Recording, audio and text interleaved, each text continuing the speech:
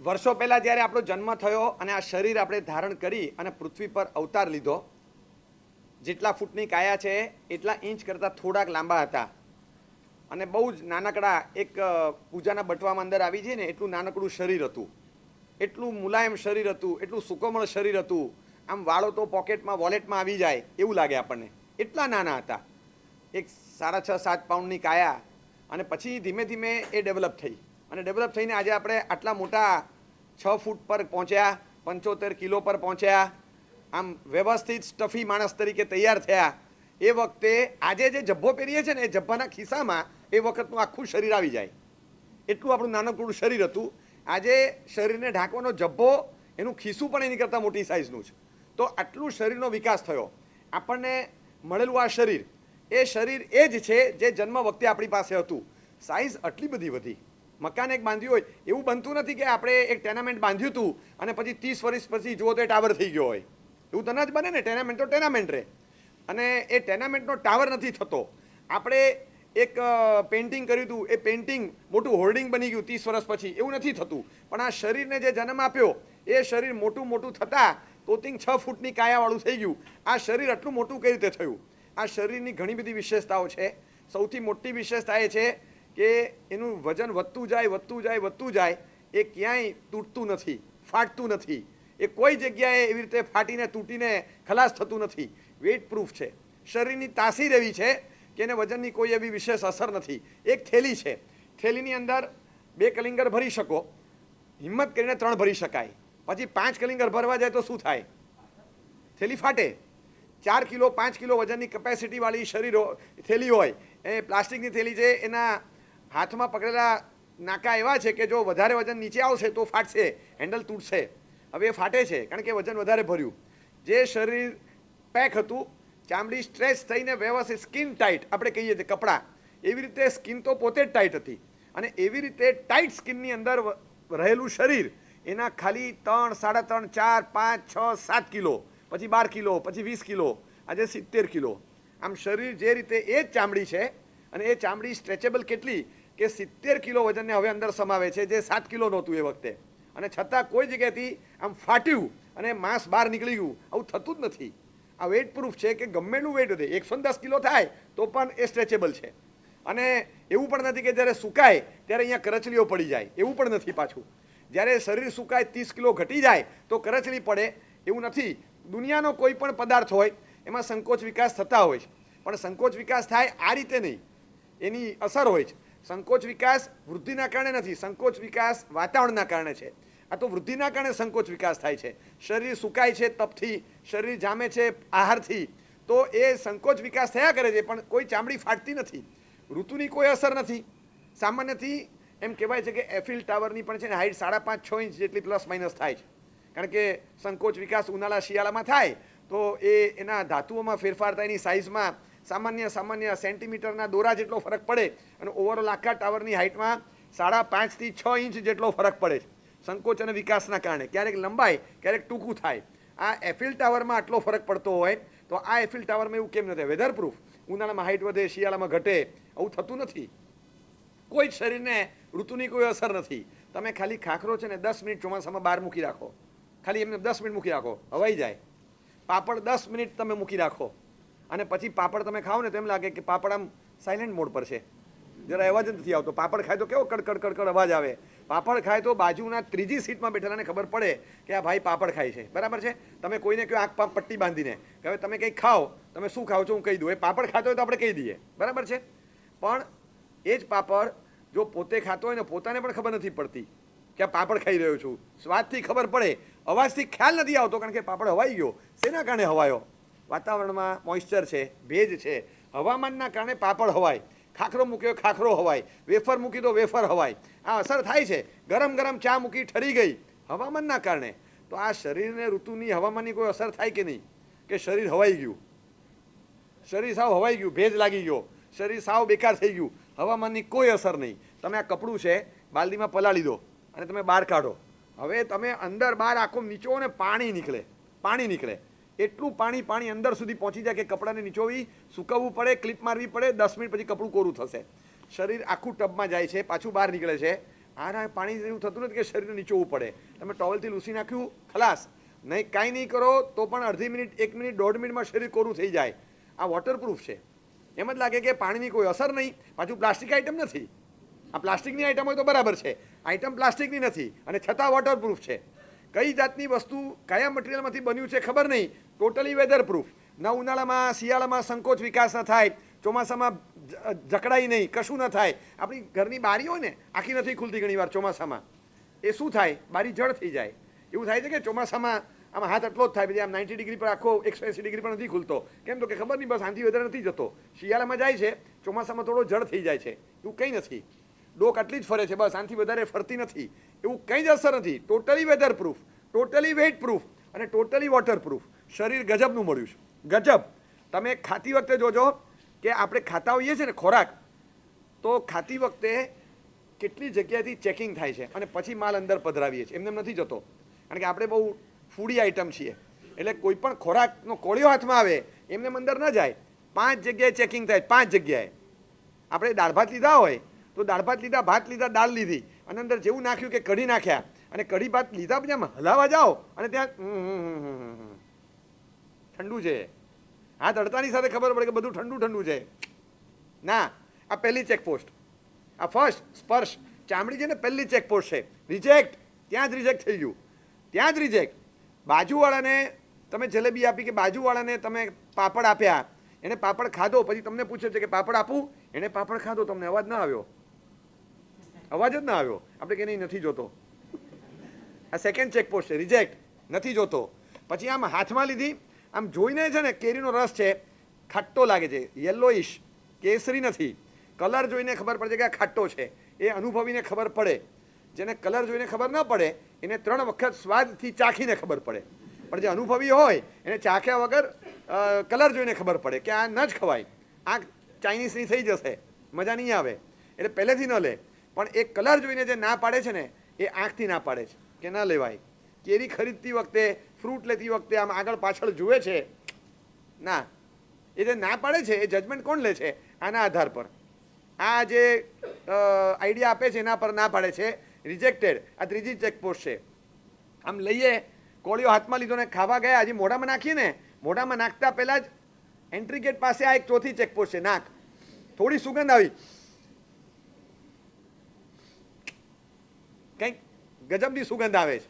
તો આપણે દૂધ ફાટી ગયું હોય ને અને પછી આમ પીવા જઈએ ત્યારે આમ નાકમાં લાગે દૂધ બળી ગયું છે, કંઈક અલગ પ્રકારની વાસ આવે, તો તરત રિજેક્ટ. આ ચોથી ચેકપોસ્ટ ના પાડે છે. અને 5મી તો અંદર છે, પેક. એ જીભ પર જાય ને એટલે તરત થૂ નથી, બેકાર છે યાર, કેવું બનાવ્યું છે. તો 5મી અંદર એક્સેપ્ટ કર્યા પછી રિજેક્ટ કરે છે. માલ અંદર આવી ગયો અને પછી પાછો ચેકપોસ્ટની બહાર નાખે. 5 ચેકપોસ્ટ છે. કોઈ પણ કોળિયો છે ને આ જાય ત્યારે હાથ, નાક, આંખ, કાન, જીભ, આ 5માં સર્ટિફાઈ થઈ, 5 જગ્યાએથી એનઓસી મળે પછી જ અંદર જાય છે. એ વગર જતું નથી. આ એક સિસ્ટમ છે. આપણે એ પ્રમાણે મહેનત નથી કરતા, આ કુદરતી રીતે જ થાય છે, સ્વાભાવિક થતું હોય. જ્યારે માલ અટકાવવામાં આવે ને ત્યારે દેખાય, માલ પધરાવવામાં આવે ત્યારે દેખાતો નથી. એનું કારણ છે ચેકપોસ્ટ પરથી 500 ટ્રક અંદર જાય, એની બહુ નોંધ ન લેવાય, પણ જે ટ્રક સાઈડમાં રાખે ને તરત એની નોંધ લેવાય. આ જો આ સાઈડમાં ગઈ એટલે ત્યાં ચેકિંગ થાય, એ નજરમાં આવે. આ 500 અંદર ગઈ એ નજરમાં નહીં આવે. એવી રીતે કેટલું બધું અંદર જાય છે. હવે તમે રચના જુઓ શરીરની, કેટલી અદ્ભુત. 5 ચેકપોસ્ટ આ 3-4 સ્ક્વેર ઇંચમાં છે. નાક, જીભ, કાન, આંખ, ચામડી, બધું આટલામાં જ આવી ગયું. ખ્યાલ આવે તમને? આ હાથ અહીંયા લાવો, આટલામાં બધું આવી ગયું. સમજો કે આ નાક અહીંયા છે, એને બદલે અહીંયા હોત.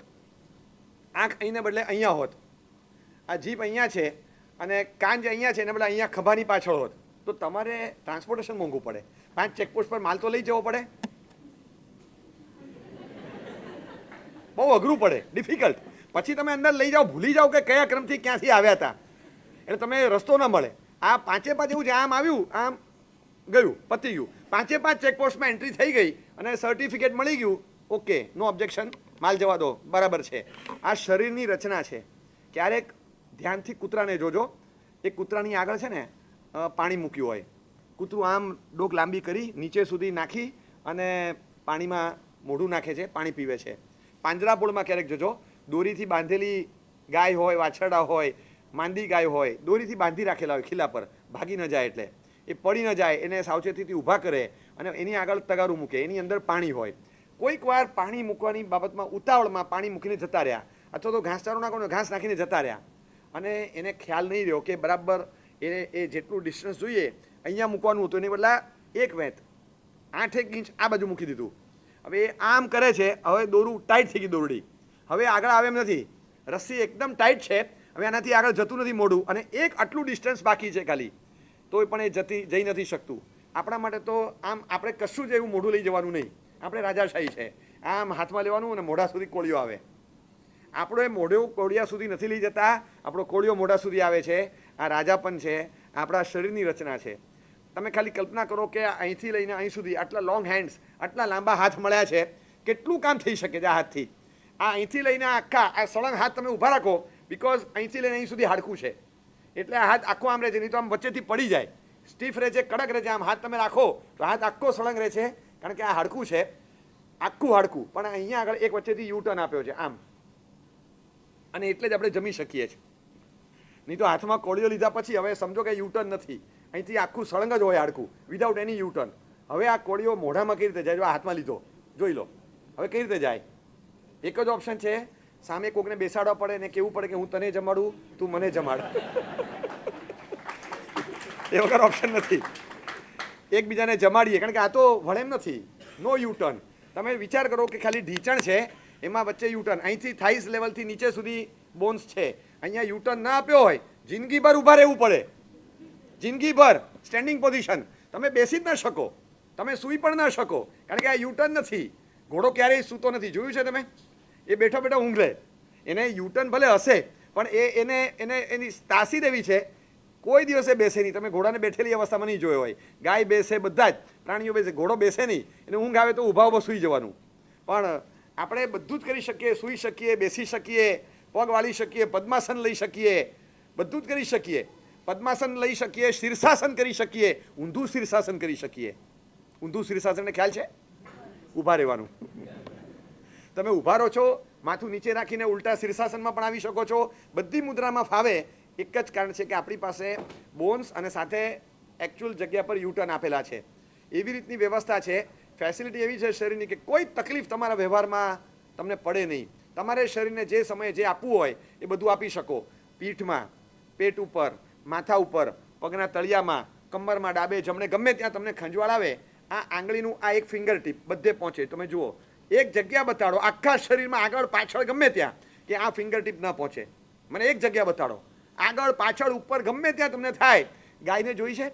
ગાયના પીઠ ઉપર કાગડો બેસીને ચાંચ મારતો હોય, ચાંદુ પડ્યું હોય, પીડા થતી હોય, તો ગાય કોઈ રીતે એને ઉડાડી નથી શકતી. પાછળથી પૂંછડી હલાવે, આગળથી શિંગડું હલાવે, આમ આમ શિવર કરે, હલે અને સ્પંદનથી એને ઉડાડવાનો કોશિશ કરે.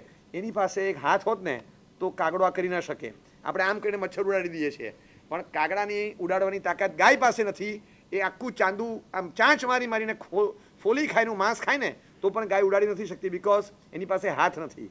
ખાલી બધે પહોંચી શકે, એવરીવેર ઇટ કેન રીચ. આવી એક ફિંગર ટીપ એની પાસે નથી. 4 પગ છે પણ એકે હાથ નથી.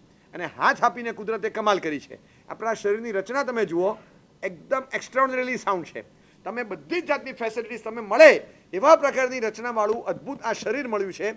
આ શરીરને કદાચ તમે વેલ્યુએશન કરવા જાઓ ને તો કલ્પના જ ન કરી શકાય એવું શરીર છે. કોઈ જાતની વેધરની આડઅસર નહીં, કોઈ જાતનું વેઇટના કારણે ફાટે નહીં, કોઈ વોટરના કારણે અંદરથી ભેજ ખાઈને જતું રહેવું નહીં. ઘણીવાર તો એવું બને, શુગર છે, શુગર ક્યુબ છે, એ પણ એક શરીર છે ને, સાકરનું પણ એક શરીર છે. એ શુગર ક્યુબ ઇટસેલ્ફ એક શરીર છે, રચના છે. પાણીમાં નાખો છો 15 મિનિટ પછી છે જ નહીં. હવે સમજો કે એવું મટીરિયલ હોય તો શું થાય? આપણે આવું મટીરિયલનું શરીર બને અને ટબમાં નાહવા માટે પડીએ, બહાર જ ન નીકળીએ, પતી ગયું, ડિઝોલ્વ થઈ ગયા, જતા રહ્યા. એટલે આ રીતે જેવા જઈએ છીએ એવા ને એવા બહાર નીકળીએ છીએ. એટલે શરીરને કોઈ અસર થતી નથી. Weather proof, water proof, wet proof, કોઈ ઋતુની અસર નહીં, વજનની અસર નહીં, કશી નહીં. બધી જાતની ફેસિલિટીઝ, ચેકપોસ્ટ બધી એકસાથે મૂકેલી, લાઇન ટુ લાઇન બધું એલાઇનમેન્ટમાં આવે. બધી પદ્ધતિના આહાર વ્યવસ્થા, બધી વ્યવસ્થાઓ કરી શકે. ખંજવાળ આવે છે, આ બેસવું છે, સૂવું છે, કોઈ પણ પોઝમાં તમારે બેસવું હોય તો બેસી શકો, ઊભા રહેવું હોય તો ઊભા રહી શકો. હાફ સીટેડ, સીટ ઉપર બેસવું હોય તો સીટ ઉપર 90 ડિગ્રીમાં પગ લંબાવીને રહી શકો. પૂરા 180 ડિગ્રી પર વાળવા હોય તો વાળી શકો, ખોલવા હોય તો ખોલી શકો. પછી તમારે આમ જોઈન્ટ્સના પ્રોબ્લેમ અને એક્સરસાઇઝ કરવી હોય તો 0 to 180માં ટુ એન્ડ ફ્રો તમે હલાવી શકો, હાથ પગ બધું તમે કરી શકો છો. આ વ્યવસ્થા શરીરને જે મળી છે ને, અદ્ભુત રચના છે. આવું શરીર મનુષ્ય સિવાય કોઈ પણ પશુની દુનિયામાં, એનિમલ કિંગડમમાં ક્યાંય નથી, કોઈ જગ્યાએ. એટલે શરીર મેળવવાની બાબતમાં આપણે બહુ જ નસીબદાર છીએ. કદાચ મન કે આત્મા કે બુદ્ધિની વાત કરશું ને, એ તો હજી આગળ છે, એ પણ ત્રણે ત્રણ બધા કરતાં ચડિયાતા મળ્યા છે.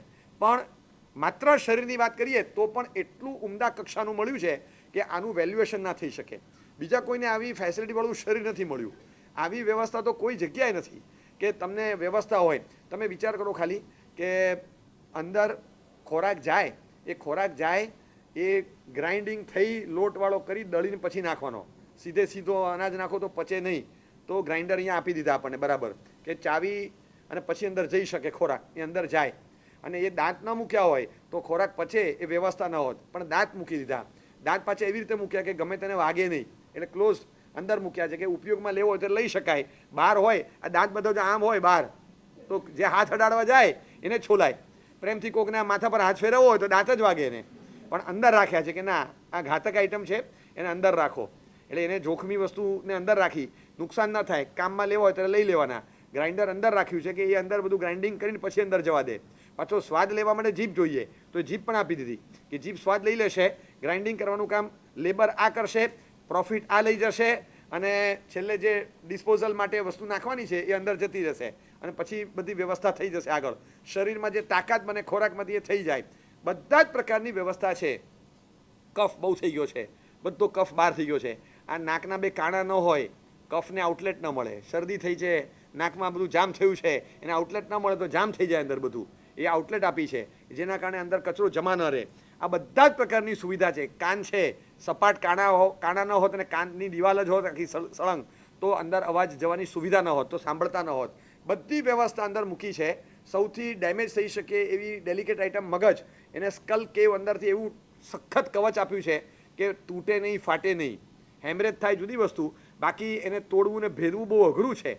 હાર્ડેસ્ટ જે હોય, સૌથી કઠણ મટીરિયલમાં એ મગજની અંદર ફિટ કર્યું છે, કારણ કે એને રક્ષણ પાત્ર છે, તો એને એવું કવચ અંદરથી આપી દીધું. આ બધી જ વ્યવસ્થા શરીરમાં અંદર છે. શુગર જેવી ખાઓ તરત એ કન્વર્ટ થઈ જાય, કારણ કે શુગરને તરત જેને નથી થતું ઇન્સ્યુલિન એને ઇન્જેક્ટ કરવું પડે, બાકી તરત એને શરીરની બાબતમાં રૂપાંતર કરી દે. આ શરીરની સુવિધાને તાસીર છે. ખોરાક લીધો, એને પ્રોટીન્સ, વિટામિન્સ, કેલરીઝ એમાં ફોર્મેટમાં લઈ જાય અને શરીરની ધાતુમાં બનાવીને શરીરની શક્તિ બનાવી દે. એટલે એને એક્સેસ જે હોય એ કચરો બનાવી અને એને ડમ્પ કરી નાખે. આ વ્યવસ્થા શરીરમાં છે. એટલે શરીરનું સંરચના આખી જોઈએ તો એમ લાગે કે કોઈ સિવિલ એન્જિનિયર બુદ્ધિશાળી એને આ બે ટાવર ઉપર આખું એપાર્ટમેન્ટ ઊભું કર્યું છે અને બધું જ મૂકી દીધું છે. અને એપાર્ટમેન્ટની ઉપર 2 CCTV કેમેરા મૂકેલા છે, અને ઉપર એકદમ હાઈ ઇન્ટેલિજન્સ ટાવર મૂકેલો છે પાછો, કે જે બધું અંદરથી શોધી શકે, આ બધું કરી શકે એવી વ્યવસ્થા સાથેનું જાણે કે ટાવર બાંધ્યો હોય એવું શરીર બંધાયું. એને ટપી જાય એવી એક બીજી શક્તિ છે આપણી પાસે, જે જબાનની શક્તિ છે, વચનની શક્તિ. અદ્ભુત અવાજ કરતા આવડે, બસ એ શબ્દો છે, ધ્વનિ છે, ઘોંઘાટ છે. પણ આપણે જે લેંગ્વેજ કહીએ, language, difference between the noise and language, બેમાં બહુ ફરક છે. અવાજ અને ભાષા, બેમાં બહુ મોટો ફરક છે. કે બીજા બધા પ્રાણીઓ પાસે પણ ભાષા છે, પણ એ ભાષા, એની ભાષા એને જ ખબર પડે. આપણને એટલી ખબર પડે કૂતરો ભસે છે, કૂતરાને એટલી ખબર પડે છે કે આ મને શું કહે છે, પણ આપણને ખબર નથી પડતી કે આને શું કહે છે. એ લોકો બે જણા વાત કરતા હોય, આપણને ખબર ના પડે. એ લોકો ભસતા હોય, એ લોકો શું ગાળો બોલે છે કે શું બોલે છે આપણને ખબર ના પડે. કેમ કૂતરા આટલું ભસે છે, આપણને જસ્ટ આટલી જ ખબર પડે. એ લોકો અંદર વાર્તાલાપ કરે છે, આપણને કંઈ ખબર નથી પડતી. બે માણસો વાત કરતા હોય તો બધાને ખબર પડે છે કે આ શું વાત કરી રહ્યા છે, કારણ કે આપણી લેંગ્વેજ અન્ડરસ્ટેન્ડેબલ છે, બીજા સમજી શકે એવી છે, ટ્રાન્સલેટ થઈ શકે છે. એક અંગ્રેજી છે, એક હિન્દી ભાષી છે, તો એકબીજાની ભાષામાં ટ્રાન્સલેટ કરીને તમે કહી શકો છો. રીડેબલ લેંગ્વેજ તમે કરી શકો છો, કે તમે લેંગ્વેજને બીજે મોકલી શકો છો. આપણી ભાષામાં જે વૈવિધ્ય છે બીજાને મેસેજ કરવા માટે, એ કન્વે કરવાની સુવિધા બીજે ક્યાંય નથી. આપણે કદાચ માણસ મૂંગો થઈ ગયો અથવા મૌન ધારણ કરીને બેસે તો લેંગ્વેજથી નહીં તો બોડી લેંગ્વેજથી સમજાવી શકે. બહુ સખત પેટમાં દુખે છે, હવે અત્યારે મૌન છે અને બહુ જ દુખે છે, કોઈ પણ કારણસર મૌન છે અથવા બોલી નથી શકતો અને દુખે છે, તો પણ એવી એક્ટિંગ કરશે. ડૉક્ટર સાહેબને જ્યાં સુધી દુખાવો ન થાય ત્યાં સુધી સમજાવશે કે મને એટલું બધું દુખે છે કે ડૉક્ટરને દુખાવો ફીલ કરાવી દઉં. ડૉક્ટરને થાય કે હવે મને ખ્યાલ આવી ગયો, હું તમને ઇન્જેક્શન આપી દઉં છું, દુખાવો શાંત થઈ જશે. પણ આપણે જે વસ્તુને મેસેજ કન્વે કરવા માગતા હોઈએ એક્ઝેક્ટલી એ મેસેજ કન્વે કરી શકીએ છીએ. એટલે લેંગ્વેજથી થાય, બોડી લેંગ્વેજથી થાય, એક ડિજિટલ લેંગ્વેજ હોય છે, કંઈ ન હોય આપણે મેસેજ કરતા ના આવડે તો ઇમોજીસથી કેટલું બધું જણાવી દઈએ છીએ એકબીજાને. ખૂબ ખૂબ અનુમોદના, ખૂબ ખૂબ અનુમોદના. આ તો બહુ સરસ છે. આપણે આટલું બધું લાંબુ લાંબુ લખવાની જરૂર નહીં. બે હાથ જોડેલા તૈયાર છે, ક્લિક કરીને જવા જ દેવાનું. 3-4 વાર કરો એટલે પેલાને ખૂબ ખૂબ ખૂબ ખૂબ ખૂબ અનુમોદના. બસ આપણે ક્યાં આમાં ખર્ચો તો છે નહીં, એટલે પેલાને જેટલું વધારે સારું લગાડવું એટલું લગાડી દઈએ. પણ આપણી પાસે આ ફોર્મેટ છે, બીજા કોઈ દુનિયાના દેશ પ્રાણીઓ પાસે આ ફોર્મેટ નથી. ડિજિટલ લેંગ્વેજનું આપણી પાસે ફોર્મેટ છે. તમે ઇમોજીસથી વાત કરી શકો છો અને મેસેજ કન્વે કરી શકો છો. તમને ગુસ્સો આવ્યો હોય તો પણ તમે મેસેજ આપી શકો છો. તમે બહુ ખુશ થયા હો તો તમે સ્માઇલી મોકલી શકો છો. તમે ખૂબ અનુમોદના કરતા હો તો તમે હાથ જોડીને થેન્ક્સ કહી શકો છો. તમે એને ઓલ ધ બેસ્ટ કહી શકો છો. બધી જ વ્યવસ્થા છે. આ ભાષાકીય સુવિધા બીજા કોઈ પ્રાણીગણ પાસે નથી સિવાય હ્યુમન્સ, માત્ર માણસ પાસે. આ માણસો પાસે જે ભાષાની વૈવિધ્ય છે, જે સુવિધા છે, એ કોઈની પાસે નથી, કોઈની પાસે નહીં. આપણી ભાષા એટલી સ્પષ્ટ છે, એટલી બધી ઇઝીલી કન્વે કરી શકાય એવી છે, જે પ્રાણીઓને પોતાને સમજાવવું હોય અને એમાં પણ પ્રાણીને પોતાના સિવાયના પ્રાણીઓને સમજાવતો તો નાકે જ દમ આવી જાય. એ થાકી હોય તો આપણે કન્વે નથી કરી શકતું. એ ભૂખ્યું હોય આપણે કન્વે ન કરી શકીએ કે બહુ ભૂખ લગી હે. આપણે કહી શકીએ, આપણે રડી શકીએ, બધું કરી શકીએ, પણ એ ન કરી. તમારે એઝ્યુમ કરવાનું કે નથી કરતો કામ તો કદાચ ભૂખ લાગી હશે, કદાચ થાક લાગ્યો હશે. આપણે કહી શકીએ કે મને બહુ હાંફ ચડે છે, આજે આઈ એમ નોટ ફિલિંગ વેલ, આજે મને મજા નથી. એટલે આપણે કહી શકીએ. એને કંઈ ન થાય. એને તો આપણે સમજીએ તો ઠીક, એ કન્વે નથી કરી શકતું. એ ચીસો પાડે આપણને એમ જ કરે કે અવાજ લાગે. એ આનંદમાં છે, ખેદમાં છે, પીડામાં છે, વી કેનોટ મેક આઉટ. એના અવાજ પરથી પણ જલ્દી ખબર ના પડે, અને કદાચ પડે તો જાણકારને ખબર પડે. ત્યારે આપણે બધું જ કન્વે કરી શકીએ છીએ રીડિંગમાં, રાઇટિંગમાં, બોલીને, ઇમેજીસથી, બધી રીતે. આ માણસની ભાષા એની વૈવિધ્ય ગજબ છે. શરીર અને જબાનની શક્તિ એને ટપી જાય એવી એક મનની શક્તિ છે, જે સૌથી મોસ્ટ ડાયનેમિક પાવર છે. જે મન મળ્યું છે ને એને ઇમેજિનેશનનો પાવર તમે જુઓ. જે ઇમેજિનેશન, કલ્પના શક્તિ મન પાસે છે, એવી કલ્પના શક્તિવાળું મન છે ને બીજાની પાસે નથી. એ મન કલ્પના શક્તિવાળું નથી. જે વિચાર શક્તિવાળું છે મન, વિચાર શક્તિ એટલે જે થિંકિંગ એબિલિટી છે મન પાસે, એવું માણસનું મન એવું બીજા કોઈ પ્રાણી પાસે નથી. મન બધા પાસે છે.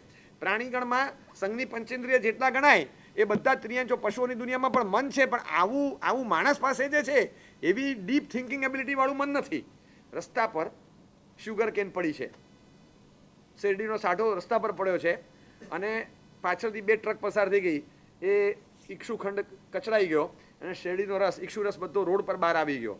વિધિન 2-5 મિનિટ્સ આસપાસમાંથી લોટ બંધ કીડીઓ મકોડા બધા ત્યાં આવી ગયા રોડ પર, અને એ શેરડીનો રસની સુગંધ આવી, સ્વાદ લેવા માંડ્યા.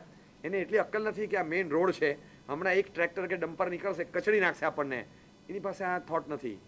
એને તો સ્વાદ મળ્યો, રસ્તા પર બેસી જશે. એને કંઈ ખબર નથી કે પાછળથી આવતું એક વ્હીકલ હજારો કીડીઓને મકોડાને કચડી નાખશે. એની પાસે અક્કલ નથી, આપણી પાસે છે.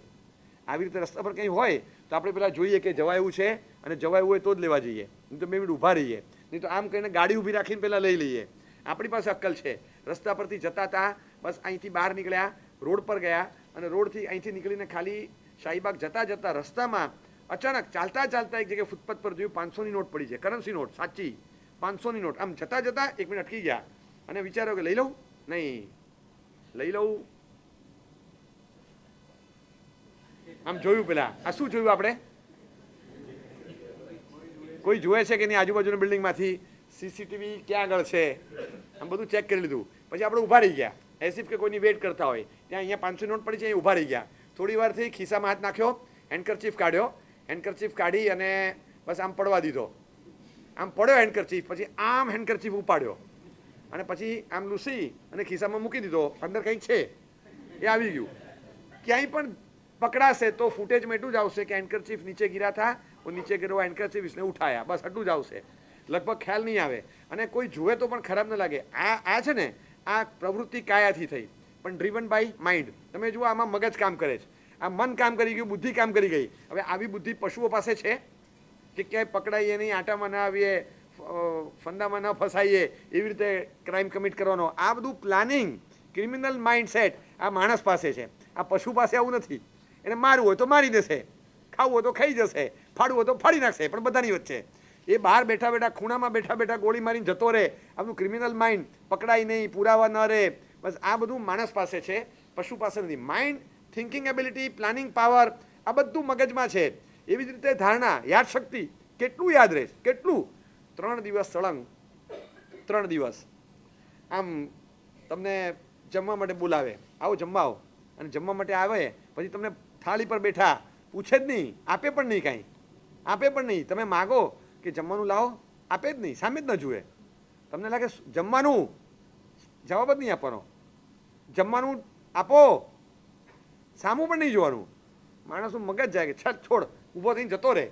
હવે પછી તમને ચોથા દિવસે પૂછે કે જમવા આવ, નથી આવવું, નથી આવવું. અરે જમવા આવ, નથી આવવું, નથી ભૂખ લાગી, નથી આવવું. તમે ન જાઓ, કારણ કે પેલું મગજમાં બેઠું છે કે 3 દિવસ તમે શું કર્યું ને, બિહેવિયર મારા મગજમાં છે.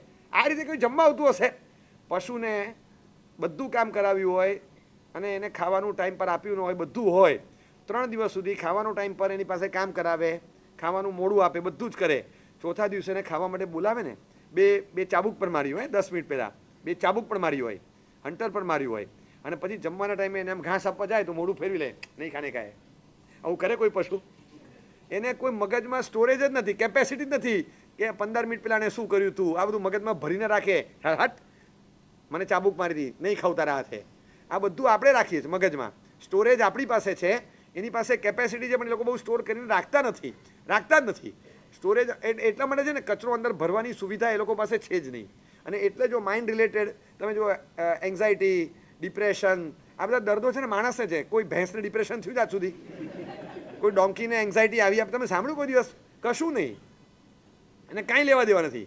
એને મન થાય ત્યારે દોડે, મન થાય ત્યારે સ્થિર ઊભો રહે, જંગલમાં હાથી સ્થિર ઊભો રહે અને રથયાત્રામાં દોડવા માંડે.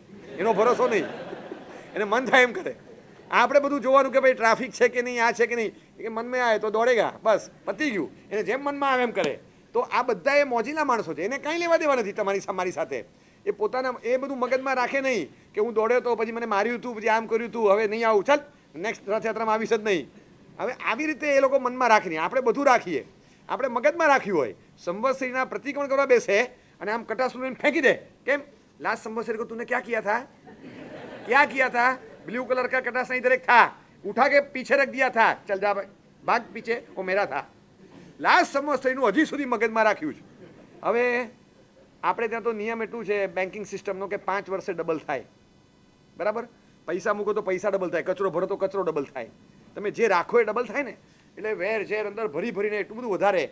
આ વ્યવસ્થા આપણે ત્યાં છે, કારણ કે મન છે ને, ધારણા શક્તિ છે, સ્ટોરેજની જબરજસ્ત કેપેસિટી છે, બહુ સોલિડ. હજી મોબાઈલમાં છે ને આવી જાય કે ભાઈ તમારું સ્ટોરેજ ફૂલ થઈ ગયું છે, નકામું હોય તો કાઢી નાખો, નવું હવે જતું નથી. આમાં તો એવું કંઈ છે જ નહીં, કાંઈ જ નથી. मेरे को 96 में क्या बोला था तूने? अभी तक भूला नहीं हूँ, मुझे बराबर याद है. सबके सामने क्या बोला था? બસ એ શબ્દો યાદ રાખીને મનમાં ભરી રાખે. હવે એ બધા શબ્દો અંદર અત્યારે મગજમાં છે. ઘટનાઓ બની હોય એ મગજમાં હોય, અને પછી એના આધારે છે ને ઘણી બધી વસ્તુઓ બનતી હોય. મન આપણું એટલું છે, એમાં બધું ફૂલ સ્ટોરેજ કેપેસિટી છે. 2 રીતે છે, એક સ્મૃતિ કોષ અને એક સંસ્કાર. 2 વસ્તુ અંદર આવે છે. સંસ્કારમાં જાય ને એટલે સાયલેન્ટ હોય, એ પડ્યા રહે, અંદર પડ્યા રહે. હું તમને 2 રીતે કહું. તમારી પાસે હાર્ડ ડિસ્કમાં હોય, અથવા તમે સર્વરમાં, તમારી પાસે હાઈ એન્ડ સર્વર છે, એમાં બધું રાખો છો, અને એક્સ્ટ્રાની વસ્તુ હોય ત્યાં બધું નકામું જાય તોય પડ્યું રહે. એ ક્યાં? એ ક્લાઉડમાં રહે. તમે એવી રીતે મૂકી દીધું કે તમને જ્યારે કાઢવું હોય ત્યારે કાઢજો, પણ અધર રહેશે. બસ એ આત્માના સંસ્કારમાં અંદર જમા થઈ ગયું, that is gone in cloud, એ ગયું. બાકી સ્મૃતિકોષમાં, સંસ્મરણમાં ઓન એન એવરેજ ઓફન તમે આમ ગમે ત્યારે યાદ કરવું તો યાદ કરી શકો, એવું તમે લાવી શકો છો સ્ક્રીન પર. એ બધી વ્યવસ્થા તમે રાખી છે, એ મનમાં ભરીને રાખ્યું છે. હવે આ બધું મનમાં ભરીને નહીં રાખવાનું. આપણે કહીએ ઘણીવાર બધું મનમાં બહુ વધારે ભરીને ન રાખો. મનમાં ભરીને રાખવાની વ્યવસ્થા છે તો રાખે છે ને. આ વ્યવસ્થાવાળું મન મળ્યું છે, એટલે બધું ઘણું બધું મનમાં ભરીને રાખે.